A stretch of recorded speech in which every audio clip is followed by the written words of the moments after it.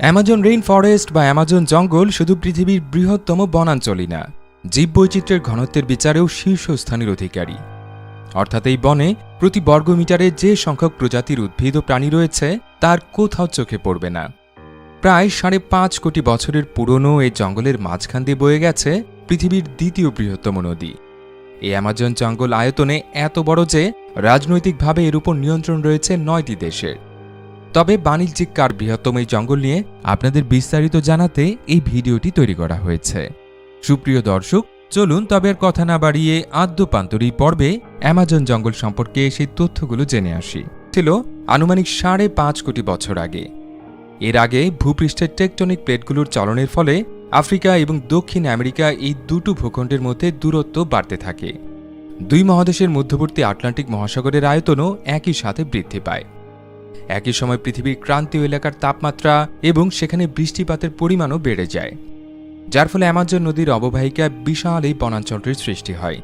সূচনা থেকে পূর্ণাঙ্গ জঙ্গলে পরিণত হতে অ্যামাজনের সময় লেগেছিল প্রায় 2 কোটি বছর। অবশ্য বাণিজ্যিক কারণে বনাঞ্চল ধ্বংস শুরুর আগে দক্ষিণ আমেরিকার পুরো পূর্ব উপকূল জুড়ে এই জঙ্গলের বিস্তৃতি ছিল।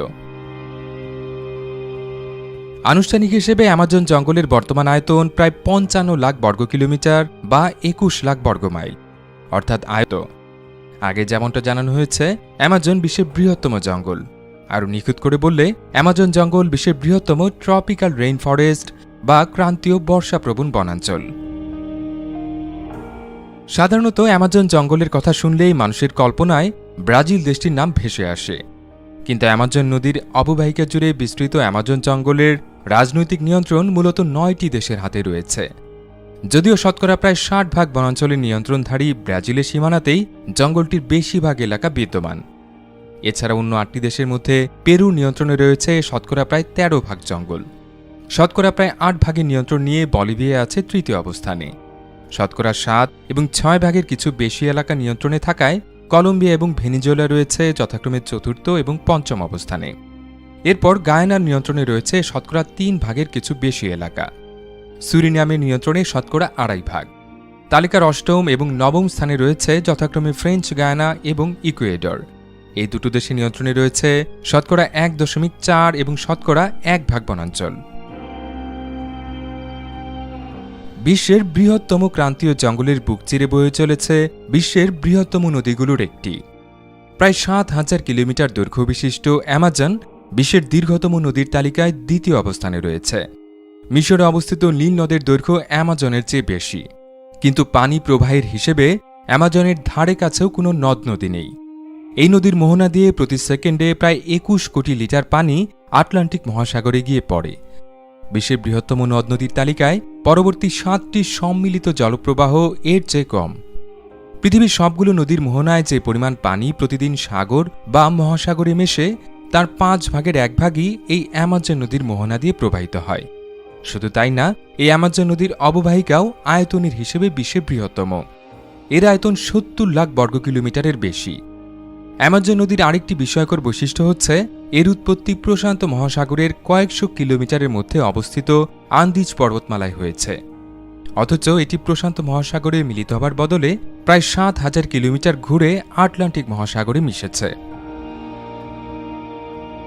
দীর্ঘ এবং খরস্রোতা এই অ্যামাজন নদীর পুরোটা সাথে জঙ্গলে বসবাসকারী বিভিন্ন উদ্ভিদ এবং প্রাণীর প্রজাতি সংখ্যাও আঁতকে ওঠার মতো।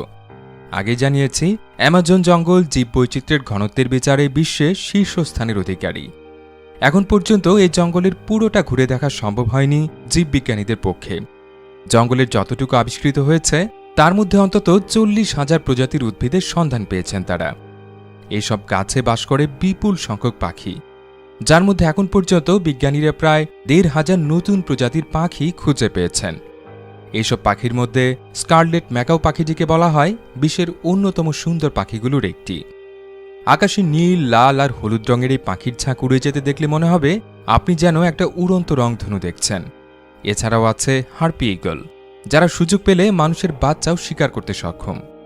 গাছের ডাল আর বনের মাটিতে বিচরণ করছে প্রায় 500 প্রজাতির স্তন্যপায়ী প্রাণী। এর মধ্যে বিভিন্ন প্রজাতির বানর আর জাগুয়ার বাঘের কথা বিশেষভাবে উল্লেখযোগ্য।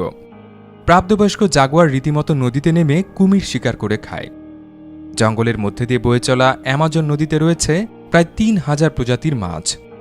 এদের মধ্যে মাংসাশী পিরানহা মাছ তো হলিউডের মুভির কল্যাণে বিভীষিকা সৃষ্টিকারী হিসেবে রীতিমতো কিংবদন্তির মর্যাদা পেয়েছে।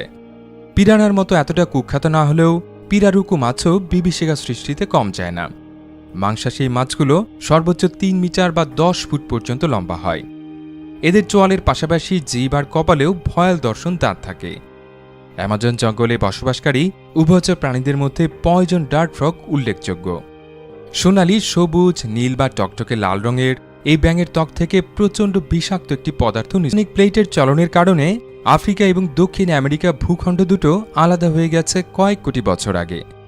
কিন্তু এই দুটো মহাদেশের মধ্যে একটি অনন্য প্রাকৃতিক সম্পর্ক বহাল আছে এখনও।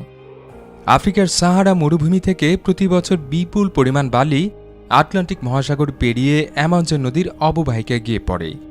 এই বালির একটা বড় অংশই মূলত ফসফরাস, যা উদ্ভিদের বৃদ্ধিতে সক্রিয় ভূমিকা পালন করে। নাসার ক্যালিপসো স্যাটেলাইট ব্যবহার করে ধারণকৃত চিত্র অনুযায়ী প্রতি বছর ধূলিঝড়ে সাহারা মরুভূমি থেকে প্রায় 18 কোটি 20 লাখ টন বালি উড়ে যায়। এই বালি বাতাসে ভেসে আটলান্টিক মহাসাগরের উপর দিয়ে 2600 কিলোমিটার পথ পাড়ি দেয়। পথিমধ্যে কিছু বালি মহাসাগরে পড়লেও প্রায় 2 কোটি 77 লাখ টন বালি অ্যামাজন জঙ্গলের মাটিতে এসে পৌঁছায়, যার মধ্যে প্রায় 2 কোটি 20 লাখ টনই ফসফরাস। বিস্ময়কর ব্যাপার হল, অ্যামাজন জঙ্গলের উর্বরতা বৃদ্ধিকারী এই প্রাকৃতিক সারের শতকরা 56 ভাগই আসে সাহারা মরুভূমির একটি এলাকা থেকে। প্রত্নতাত্ত্বিকদের হিসেবে অ্যামাজন জঙ্গল সংলগ্ন এলাকায় মানুষের বসতি শুরু হয় এখন থেকে প্রায় 11,500 বছর আগে। এরপর প্রায় 10,000 বছর উত্তর ও দক্ষিণ আমেরিকা থেকে বিজ্ঞানীরা অ্যামাজন জঙ্গলে কিছু স্থাপনা খুঁজে পান, যেগুলো খ্রিস্টাব্দ প্রথম শতকে নির্মিত বলে ধারণা করা হচ্ছে। বৃষ্টিপাত রেকর্ড করা হয়, তবে কোথাও কোথাও বার্ষিক বৃষ্টিপাতের পরিমাণ 400 ইঞ্চি বা 33 ফুট ছাড়িয়ে যেতে পারে। বিস্ময়কর ব্যাপার হলো, এমন বৃষ্টিপাতের পরেও অ্যামাজন জঙ্গলে বিদ্যমান প্রায় 4,000 কোটি গাছের ডালপালা এতটাই ঘন যে অনেক সময় বৃষ্টির পানি মাটি পর্যন্ত পৌঁছতে 10 মিনিটের বেশি সময় লেগে যেতে পারে। ডালপালার এই ঘনত্বের কারণে অ্যামাজনের মাটিতে শতকরা 1 ভাগের বেশি সূর্যের আলো পৌঁছায় না। সাল নাগাদ বিজ্ঞানীদের হিসেবে অ্যামাজনের শতকরা 17 ভাগ এলাকায় উজাড় হয়ে গেছে।